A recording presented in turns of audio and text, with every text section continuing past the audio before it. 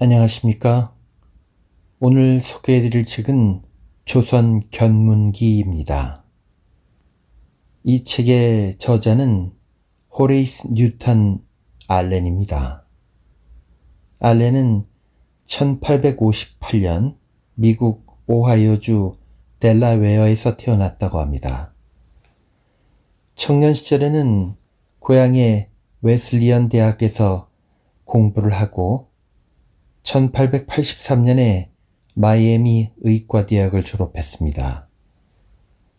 당시 알렌은 중국에서 의료사업과 선교 활동을 할 생각으로 1883년에 중국에 입국했지만 아내의 출산과 선교상의 어려움 때문에 중국에서의 활동을 포기하고 1884년 7월 20일에 조선에 입국하였습니다. 알렌이 조선에 도착한 지 몇 달 안 되어 갑신정변이 일어났고 이때 민영익을 치료한 것이 계기가 돼서 그는 구한말 중요한 외교관으로 변신하게 됩니다. 그는 1887년 주미전권공사 박정양의 고문이 된 것을 시작으로 해서 1894년에는 미국 공사관의 서기관이 됩니다. 그 후 알렌은 1897년 공사, 1898년 총영사, 1901년에는 전권공사를 역임했습니다. 오늘은 이 책의 5장을 한번 읽어보도록 하겠습니다.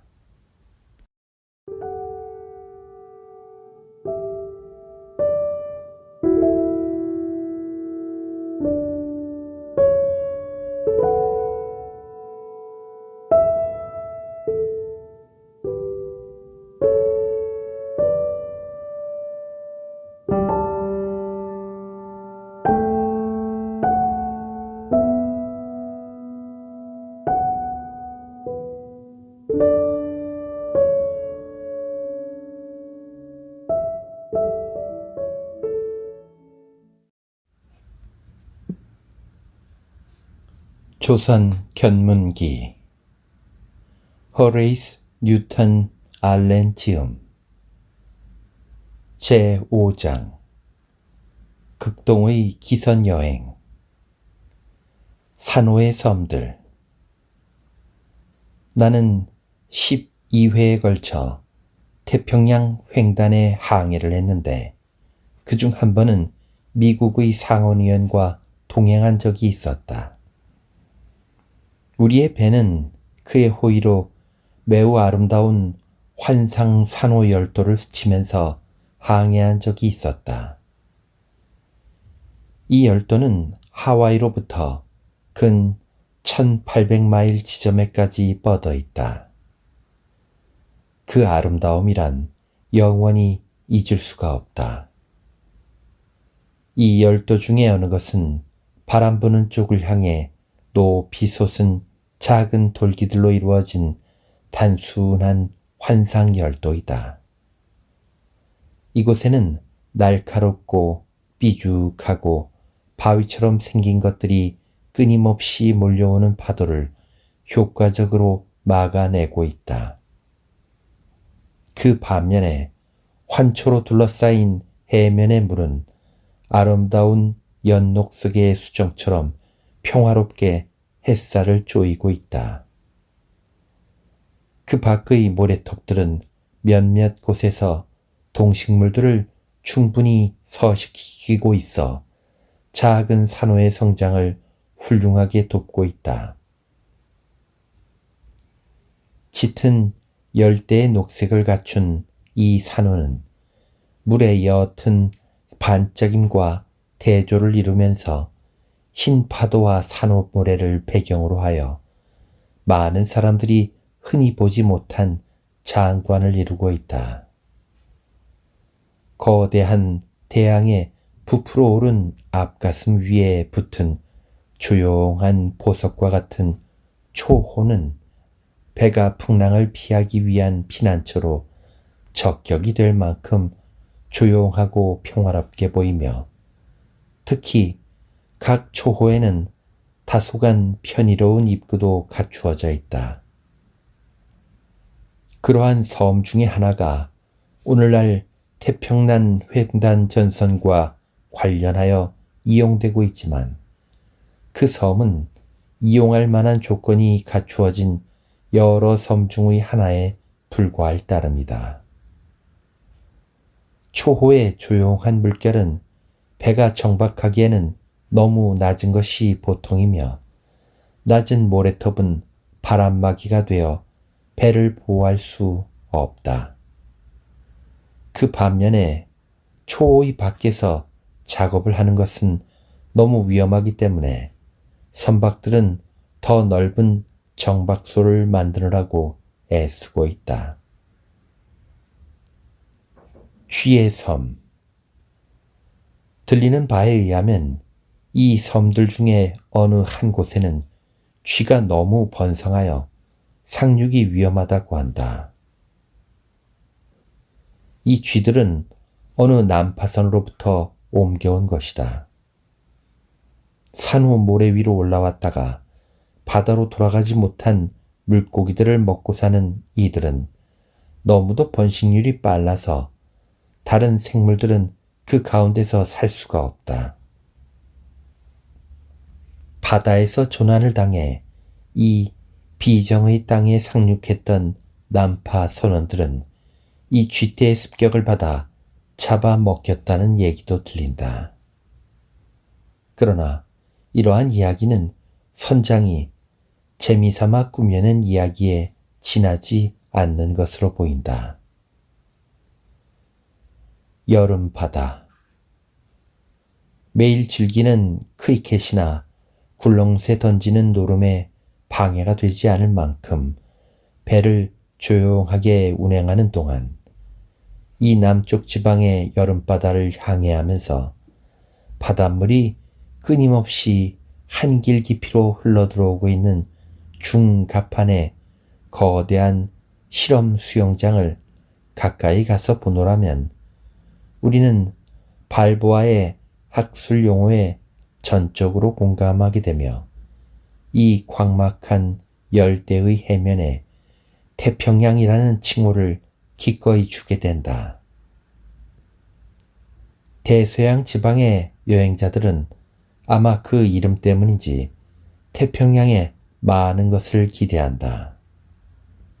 태평양을 여행하다 보면 그 나름대로 운치가 있기는 하지만 그 중에 어느 것은 고약스럽고 심술궂기도 하다. 어느 스코틀랜드인 선장은 안개 낀 알류산 열도를 지나는 북태평양 항로에 운명을 맡기기보다는 차라리 그보다 덜 저주스러운 적을 만나고 싶노라고 실토하는 것을 들은 적이 있다. 고약스러운 해안의 일기. 태평양은 넓은 육지를 침식하면서 점차 넓어진 것으로 보인다. 미 대륙과 일본 열도를 포함한 아시아 대륙에 접근해 보면 태평양은 항상 못된 존재로 행동하는 것으로 보인다. 언제인가 일본 취향선을 타고 샌프란시스코를 출발했을 때 해안에 다수의 피해를 입힐 정도의 강풍이 불어오고 있었다. 장차 무슨 일이 일어나리라는 것을 예상한 우리로서는 배의 갑판에 보이는 물건보다는 침대를 고정시키기 위해 더욱 신경을 쓰면서 목전에 다가오는 사태에 대비하여 우리의 소지품과 준비물들을 쑤셔 넣느라고 여념이 없었다. 곧 닥쳐오리라고 여겨지는 사태를 암시해 주자 어떤 관광객들은 무슨 일이 있어도 살아서 금문교는 한 번 더 보고 싶노라고 말했다. 그들은 결국 별일 없이 금문교를 다시 볼 수 있었다. 그 배는 사주에 거대한 파도를 만나자 분명히 항진을 멈추었을 뿐만 아니라 자연의 그와 같은 간섭에 화가 치밀어 오르기는 했지만 이빨에 먹이를 물고 있는 말처럼 잠시 머리를 흔들더니 소용돌이치며 밀려오는 파도 속으로 미친 듯이 빨려 들어가는 것도 보았다. 이곳에서 그 배는 다시 항로를 잡기는 했지만 앞뒤로 심하게 요동쳤다. 그 착한 사람들이 금문교를 다시 보리라는 희망을 단념하고 눅눅해진 담요를 뒤집어 쓰고서는 가방과 트렁크가 바닥에서 이리저리 구르며 쫓아다니는 선실로 들어왔다는 이야기는 듣기에도 측은한 일이었다. 그들로서는 차라리 매사를 잊고 침대로 뛰어드는 것이 덜 위험했기 때문이었다. 우리 옆에 있던 한 늙은 부부는 배에 있는 동안 아예 선반 침대 위로 몸을 던졌다. 큰 목소리로 울부짖는 그들의 슬픔을 위로하기 위해 조금 뒤 우리가 그들에게 여급을 불러왔으나 그 가엾은 노파는 너무도 슬퍼 모자도 거둘 수가 없었다. 그리하여 그는 마치 가판 위에라도 나온 것처럼 옷을 입고서 그 밤을 지냈다. 호놀룰루에 이르기까지 고약한 날씨는 계속되었다. 그곳을 지나자 일본 근해에 이르기까지 바다는 물방아 저수지처럼 잔잔했다. 최초의 여행.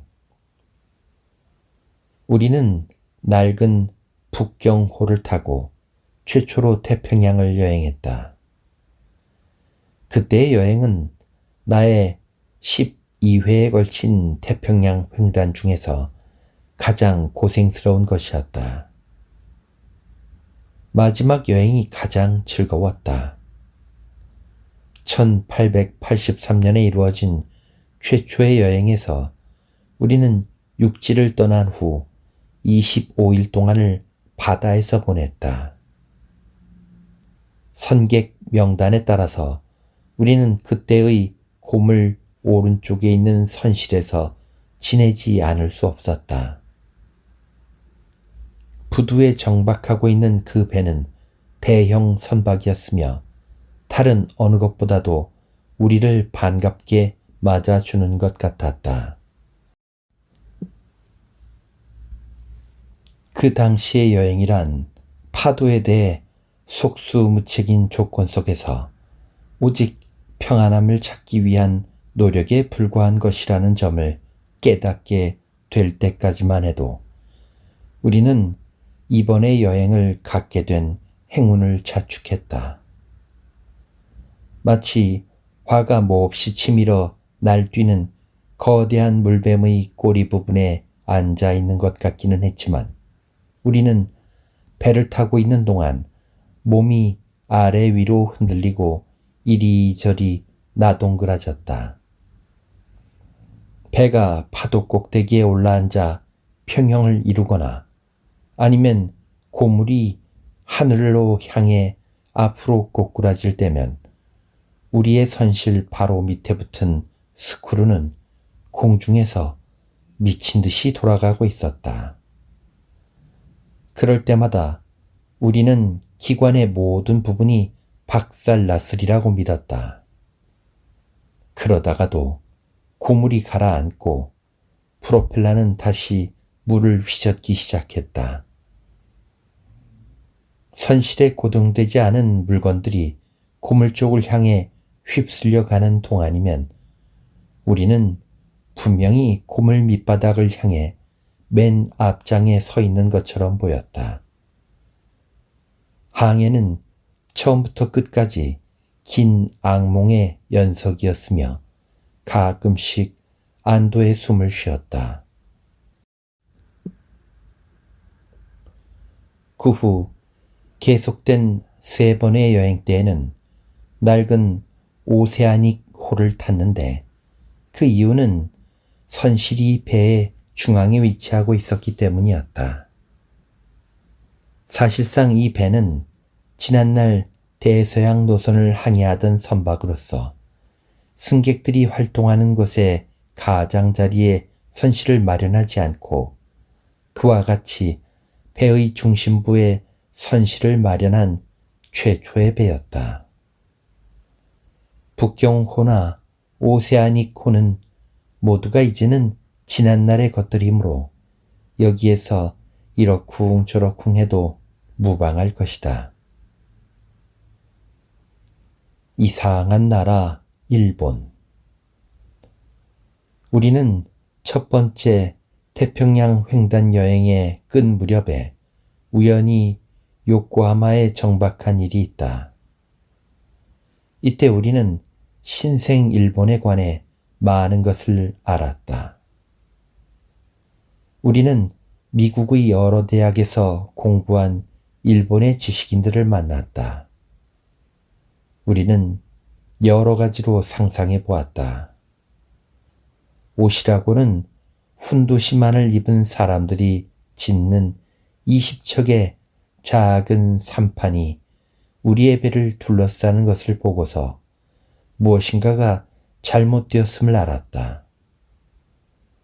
그토록 폭풍이 몰아치는 바다에서 우리는 길을 잃고 남태평양의 어느 섬에 닻을 내린 적이 있지 않았던가.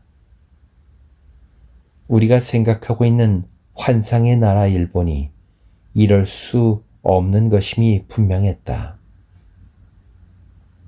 그러나 지난 25년 동안 이 나라에는 커다란 변화가 일어났으며 지금은 충분한 옷으로 몸을 가리도록 법으로 규정하고 있다. 이러한 법규는 도쿄에 주차하고 있는 외교관들의 어린 딸에게도 적용되는 등 가끔 잘못 운용되는 경우가 있다. 그 아이는 여름 양말의 윗부분으로부터 무릎에 이르기까지 살이 드러난 것처럼 팔뚝을 드러내고 외출을 했다가 풍기 단속 법규를 어겼다고 하여 체포되었다. 우연한 여행. 1889년 우리는 캐나디안 퍼시픽 철도회사 소속의 한 부정기 화물선인 포트 아우구스타호를 타고 운명적인 여행을 떠났다. 이 당시 화물선이 취항하고 있는 동안 훌륭한 선박들이 건조 중에 있었다. 그 배는 해적선처럼 보이는 길쭉한 선박으로서 우리가 승선하기 전에는 단 2번 태평양 항로를 취항했다. 그 배는 태평양 취항이 부적당하다고 생각했기 때문에 우리를 수송한 것이 마지막 항해가 되었다. 그 배에는 승객 전원의 숙박을 위해 후갑판 위에 작은 집이 하나 있었다. 이 집에는 한 줄로 늘어선 작은 객실 위에 작은 식당이 있었다. 이 식당에서 우리는 편지도 쓰고 휴식도 취했다. 2개의 식탁과 1개의 식기 선반이 방 안의 대부분을 차지하고 있었으며 방 옆에는 긴 걸상이 놓여 있었다. 식사가 나오지 않는 동안이면 승객들은 이곳을 이용했다. 이 배는 호주와의 무역을 위해 건조된 것이다. 식당은 매끄럽게 단장되어 있어서 바다를 항해하는 데에는 적합했던 것 같다. 그러나 항상 안개가 끼어 차가운 벽과 반들거리는 천장에 물방울이 지는 안류산 열도 그네를 항해할 때면 곳곳에서 물방울이 끊임없이 떨어져 식당을 눅눅하고 끈적끈적하게 만들기 때문에 여행에는 전혀 부적합했다. 무시무시한 광경.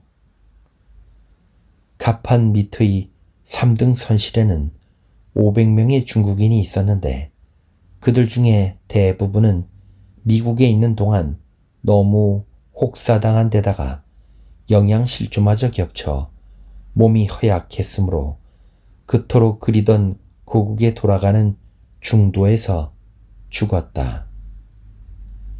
일반적으로 선박회사는 그들을 고국에 데려다 준다는 계약을 맺어야 하기 때문에 선주의 책임 명세서에는 시체를 썩지 않도록 하는 문제와 성인들의 시체를 유골로 만드는 데에 관한 사항이 분명히 명시되어 있다.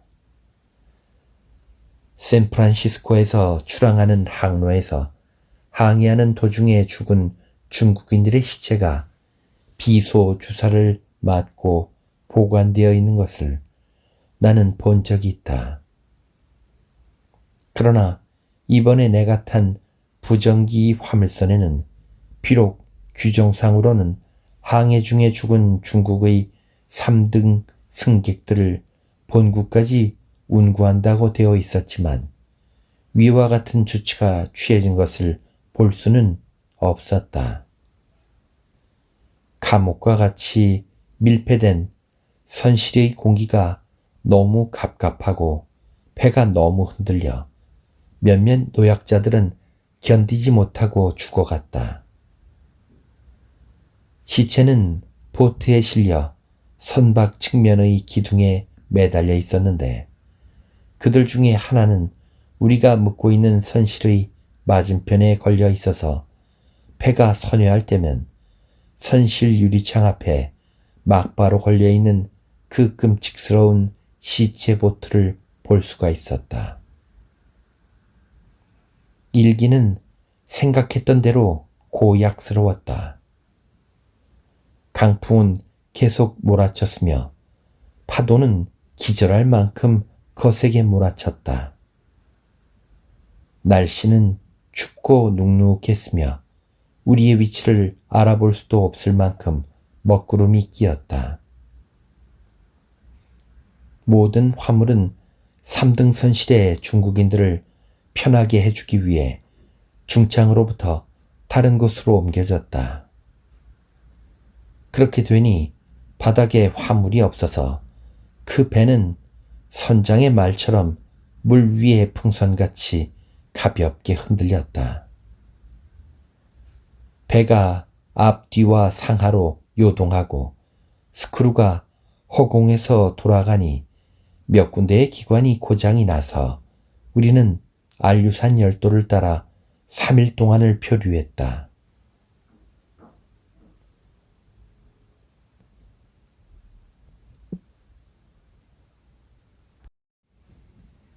돛대 위에 전깃불. 이와 같이 소동이 일어나고 있던 어느 날 밤 나는 졸고 있었다. 밤하늘은 맑았으며 파도는 높이 출렁거렸으나 비가 멈춘 뒤의 별들은 유난히 반짝이고 있었다. 조용하던 순간 아내가 급히 깨우는 바람에 일어난 나는 배의 전면에 한 항구가 나타났음을 보았으며 사방에 불빛이 비치고 있음을 보고 놀랐다. 항구 어귀의 꼭대기에는 불빛이 보였고 배들의 돛대 위에도 반짝이고 있었다. 돛줄의 끝에는 불빛이 매달려 있었고 사방으로 불빛이 달린 장식이 점처럼 늘어져 있었다. 자세히 보니 그것은 돛대 위에 달린 전깃불들의 멋진 모습이었다. 때때로 정전이 되기도 했다. 그토록 폭풍이 몰아치는 거친 바다 위에서 표류하는 항해 불능의 배를 타고 죽음처럼 적막한 밤중에 그러한 모습을 처음 보았을 때는 무척이나 무서운 생각이 드는 것은 당연했다. 설상가상으로 1등 항해사는 다리가 부러지고 밤잠을 못 이룬 데다가 일정에 맞추어 목적지에 도달하지 못해 초자해진 선장은 너무나 침울해져서 혼자 선실에 틀어박혀 있었다. 반란. 주위가 이토록 음산해지고 더 많은 중국인들이 죽어 보트는 시체들로 가득해지자 새로이 발생된 시체를 바닷속으로 던지기로 했다. 이러한 조치는 생존해 있는 수백 명의 중국인들의 반란을 초래했다.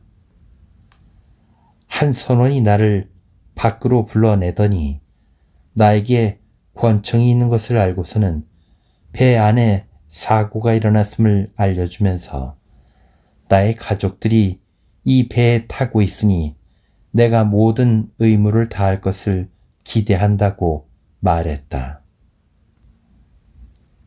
그는 나를 승강구에 배치시켜 놓고 단 한 명의 중국인도 갑판에 나오지 못하도록 하라고 말했다. 그러나 만약 지배인이 제일 먼저 올라온다면 그것은 매사가 만족스럽게 해결되었음을 의미한다고 말했다. 나는 얼마 동안 조바심을 내며 감시하고 있었는데 반갑게도 지배인이 나타남으로써 감시를 그만두었다. 그는 시체를 소금에 절여 보이지 않는 곳에 쌓아두었다. 기관도 수선하고 선장의 기분도 회복되었으며 바다도 잔잔히 가라앉았다.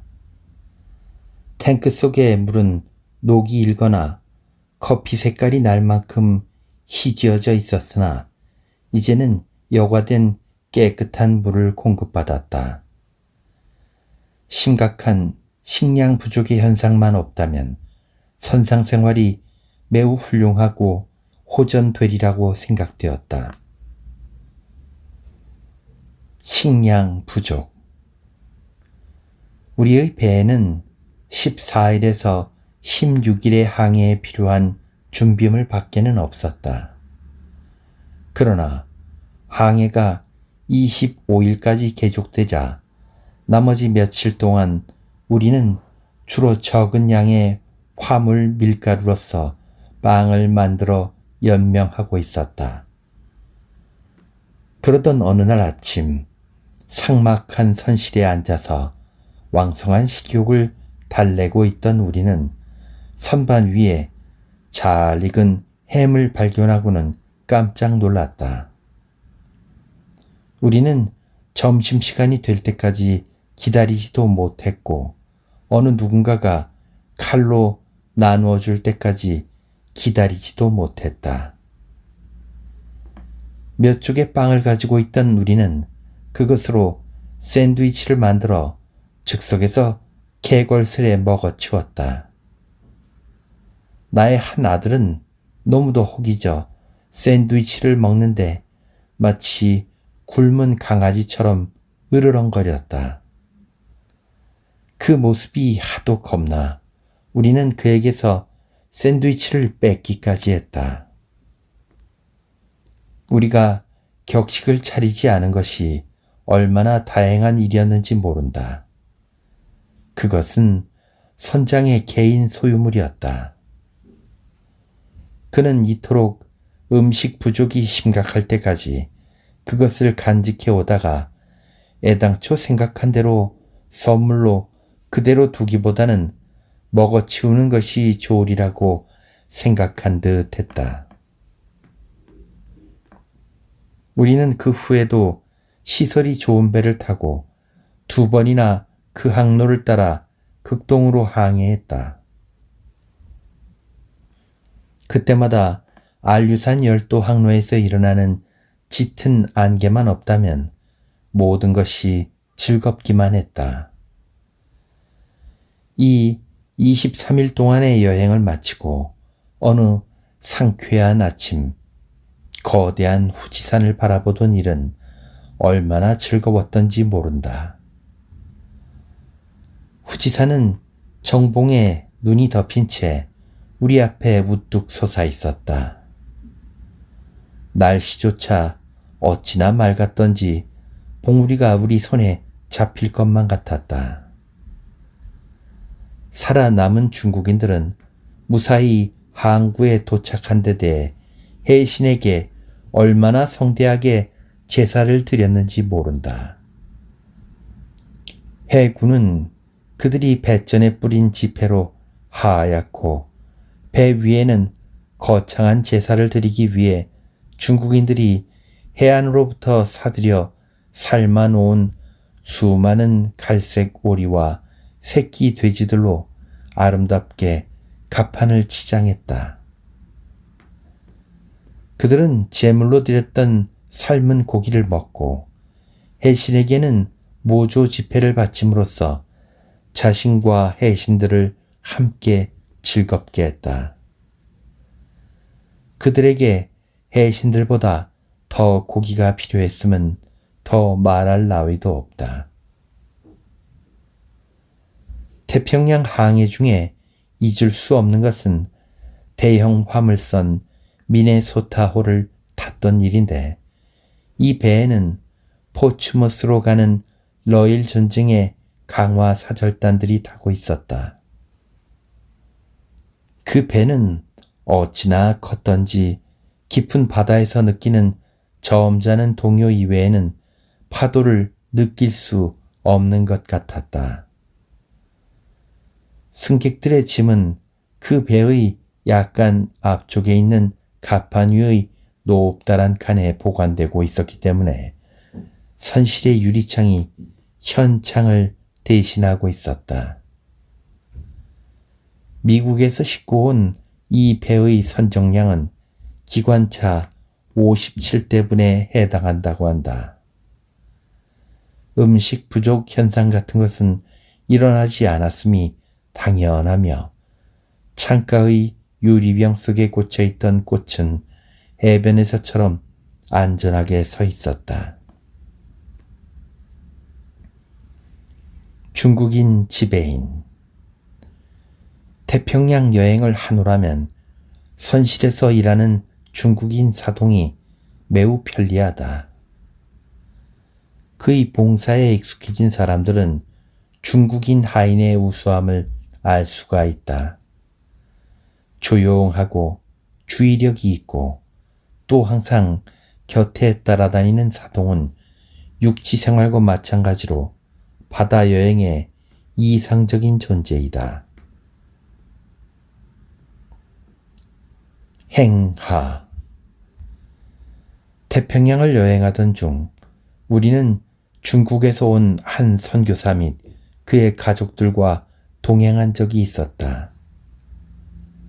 그 선교사의 아내와 아이들은 몸이 아파서 상당한 주의를 필요로 했는데 선실의 사동이 기꺼이 그들을 돌봐 주어 선실의 눈길을 끌었다. 목적지에 도착하자 그 선교사는 사동의 신실함에 대해 무엇인가 살해를 하고 싶노라고 그 하인에게 말했다. 그 사동은 기꺼이 받겠다고 신용을 하더니 멈칫했다. 그제서야 그 선교사는 그가 원하는 것은 다름이 아니라 한 상자의 빈 약병이라는 것을 알았다. 병이 매우 귀하고 또 그 병이 하인들의 특별 상여금으로 가치가 있는 중국의 내지에서 그 선교사는 오랫동안 산 적이 있었다. 샌프란시스코에서는 그 시세가 썩 좋지는 못하다는 사실을 그는 잊고 있는 것처럼 보였다. 행하는 오늘날 대서양 항해의 경우와 대체로 같다. 선실의 사동, 식당의 사동, 그리고 하나밖에 없는 여급의 경우 1인당 5원을 주며 목욕탕의 사환, 구두 닦기, 그리고 그 밖의 사동들에게는 그들의 봉사에 상하여 행하를 준다. 행하의 거리를 고려한다면 이는 대서양 항해에서 주는 것보다 싸다. 무료 목욕. 태평양을 횡단하여 일본으로 가는 여행을 하던 중 우리는 바다 여행을 처음 하는 한 젊은이와 동행한 적이 있었다. 그는 선교 사업을 위해 해외로 나가는 터이라 그의 복장은 대학에서 입던 정복 그대로였다. 열대에 가까워지자 그는 더욱 견딜 수 없게 되었다. 그리하여 마침내 우리는 아무리 낭비적이라고는 할지라도 그에게 목욕을 시켜야겠다고 결정했다. 그는 용기를 내 선장을 찾아가 차라리 난폭하다고 표현하는 것이 좋을 태도로 목욕비가 얼마인가를 물어보았다. 목욕은 무료이니 해도 좋다는 것을 안 그는 출발 당시에 하지 못했던 목욕을 하느라고 항해의 나머지 시간을 대부분 보내는 것 같았다. 태풍. 때에 따라 태평양은 일기가 불순하긴 하지만 태풍이 불어오는 계절에 일본이나 중국의 낮은 연안 해역보다 훨씬 더 좋다.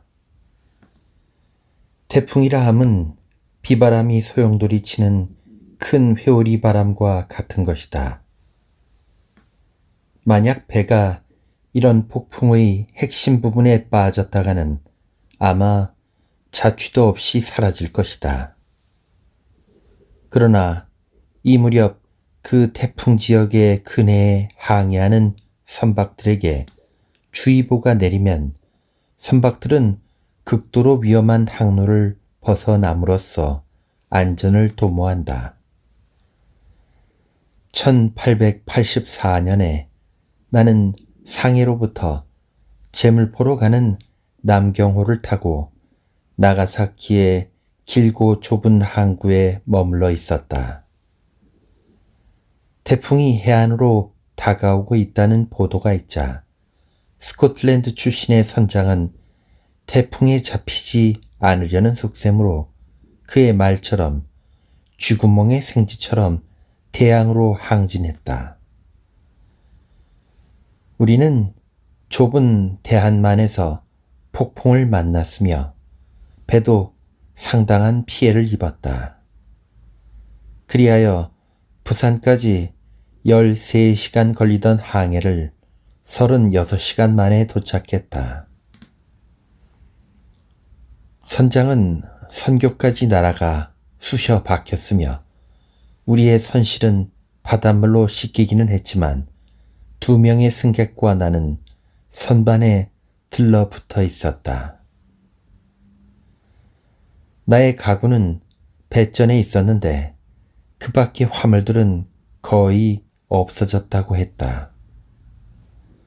스크루가 해수 위로 치솟아 헛바퀴를 돌 만큼 파도가 심하여 정신마저 오락가락할 무렵 나는 상해에서 산 침대가 머리에 떠올랐다.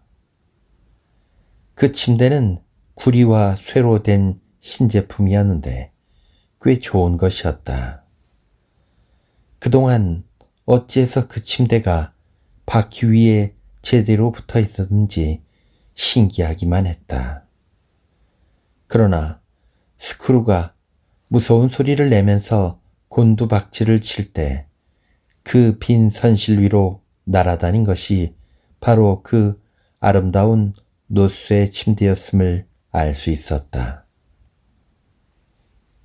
그 후 한 달이 지나 가족을 만나러 돌아오는 길에 나가사키를 지나면서 나는 그 길고도 좁은 항구를 휩쓴 태풍이 남기고 간 무서운 파운을 볼 수 있었다. 지난번 보았을 때에는 육중한이 닻이 걸려있던 그 큰 배들이 아무 쓸모없을 만큼 파손되어 해변 위에 얹혀 있었다. 내가 기억하고 있는 것 중에 하나는 호화 여객선인 웨스턴 벨레호였다. 그 배가 나가사키를 떠날 때 그 배는 제목을 모두 내리고 다른 짐을 실은 다음 귀국 여행을 위해 말끔히 단장한 채 깃발을 펄럭이고 있었다. 머리도 빗지 않은 채 해변에 누워있는 미인과 같은 이 배의 귀국길을 바라보노라니 그것은 정크선 이외에는 쓸모가 없음을 분명히 알 수 있었다. 들리는 바에 의하면 그때의 태풍으로 일본인 수천 명이 죽었다고 한다. 자칫했으면 우리도 당했을는지도 모르는 그 태풍을 피하면서 지혜와 용기를 보여준 그 용맹한 선장에게 우리는 감사의 뜻을 전했다. 군함 여행. 우리는 군사적인 목적으로 일본으로부터 조선으로 출항하는 군함을 타고 여행한 적이 몇 번인가 있었다. 언제 배를 출항할 것이며 시간에 맞추어 목적지에 도착하기 위해 항속을 어떻게 늦추고 서두를 것인가를 물어올 때는 기분이 묘해졌다. 우리가 나타나면 장교들로 하여금 법석을 피우고 불편케 해주었을 뿐만 아니라 선장은 우리를 위해 그의 편안한 선실을 비워주지 않을 수 없었다는 사실을 제외한다면 군함 여행은 완벽한 것이었다. 중국 해안의 여행. 초창기에 영국의 연합 함선이나 내양선을 타고 여행한다는 것은 매우 즐거운 일이었다. 이때 모든 사람들은 비서를 대동하도록 되어 있었으며 배에서 제공하는 사치품에다가 그 배에 타고 있는 돈 많고도 친절한 해외 거주자들이 가지고 온 신선한 과일과 진미들도 있었다. 1883년에 양자강을 여행할 때의 일이었다. 우리가 들어있던 침실에는 2인용 침대 4개와 모기장이 있었다. 그 방은 마치 제독의 방과 같았다. 몇 사람 되지 않는 외국 여행자들은 중국인들이 빽빽이 들어앉아 냄새가 풍기는 선미의 3등 선실과는 멀찌감이 떨어져 있는 선수 쪽에 자리를 잡았다. 이 중국인들은 선반 위에 포개어 밀항을 하고 있었던 것이다. 그들은 자기와 같은 사람들끼리 동행할 수 있는 것이 몹시도 즐거웠던지 행복하게만 보였다. 그들은 여행에 많은 신세를 지고 있었기 때문에 선주의 이익을 위해 열심히 봉사하는 것은 당연한 일이었다. 해적. 평화롭게 여행하는 동안 우리의 마음을 일깨워주는 자그마한 존재가 있었다. 그것은 다름이 아니라 마스트 주변의 선반에 세워져 있는 구식 대포들의 우르렁거리는 소리였다. 이러한 현상은 우리의 호화로운 방에 의해 짜여진 평화로운 모습의 또 다른 일면이라고 할 수 있는 것이다. 우르렁거리는 소리는 주 선시를 울리며 지나갔다. 해적들이 이 연안을 운행하는 배들을 공격하는 일이란 흔히 있을 수 있는 일이며 특히 남해안 일대에서는 더욱 그러했다.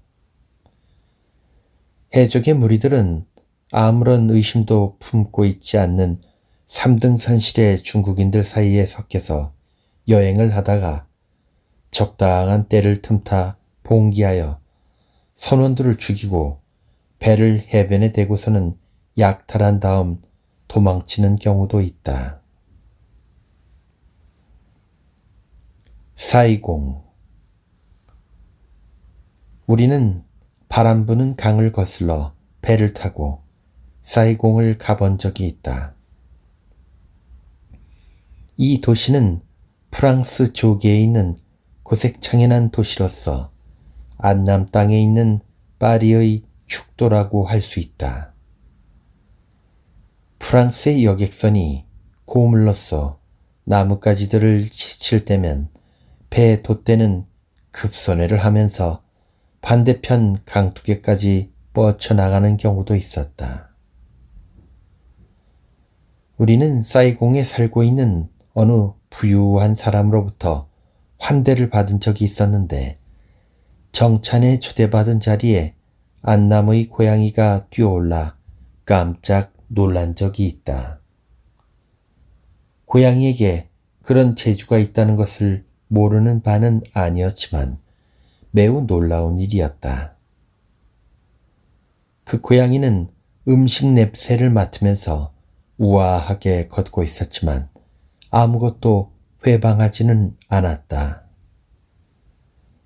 그 녀석은 아주 잘 사육되어 있었기 때문에 자기 접시 이외의 것은 먹지 않았으며 닭고기와 쌀밥만을 항상 받았다. 조선 사람들이 그것을 보았더라면 즐겁을 했을 것이다. 왜냐하면 다른 곳에서 설명하고 있는 바와 같이 조선 사람들은 고양이가 밥상에 오르는 것을 질색하기 때문이다. 사이공의 식당이나 호텔은 보도 위에 천막 아래나 집 앞의 노대 위에 식탁을 차려놓고 있어서 아침 저녁으로 시원한 공기를 마실 수도 있고 옷을 잘 입고 지나가는 행인들을 바라보는 즐거움도 맛볼 수 있다. 뜨거운 정오가 되면 낮잠을 잔다. 그런 줄도 모르고 우리는 그 시간에 나섰다가 역마차를 잡지 못해 배를 놓칠 뻔했다. 우리는 무척 애를 쓰고서야 겨우 안남인들이 끄는 인력거를 타고 배에 닿을 수 있었다. 상해와 홍콩. 상해는 교역량도 많고 즐비한 건물을 따라 길도 널찍이 뚫려 있어서 길이 훤하고 나지막한 인상을 받는 반면에 홍콩은 언덕 위에 위치하고 있어서 강 안을 따라 띠처럼 널려 있다. 따라서 홍콩의 주택은 호화로운 정원에 서 있는 듯이 돋보이기 때문에 장엄하다. 홍콩은 무슨 봉 하는 언덕과 산으로 병풍처럼 둘러싸여 있어 오늘날도 기차는 톱니바퀴처럼 꼬불거리며 주택지에 이른다. 정상에 올라가면 즐거움을 맛볼 수 있는데 육지에 둘러싸인 물과 언덕의 경치가 볼만하다. 홍콩이나 상해 그리고 사이공이나 싱가포르의 공원은 참으로 볼만하다. 러시아 선박. 오늘날 진화해나 일본해를 지나는 여행에는 주로 일본 선박을 이용하고 있지만 최근에 있었던 러일 전쟁 이전에는 러시아 선박을 타고 황해를 건너는 일이 종종 있었다.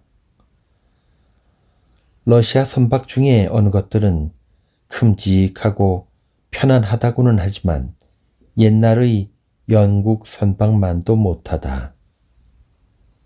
러시아 선박을 탔을 때 우리는 다소 생소한 풍습을 보았는데 그것은 성의 구분에 관한 것이었다.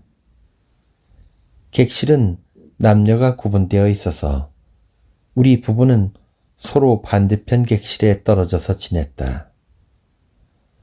우리는 각기 짐을 나누어 꾸리지 않았기 때문에 이런 풍속은 불편한 것이었다.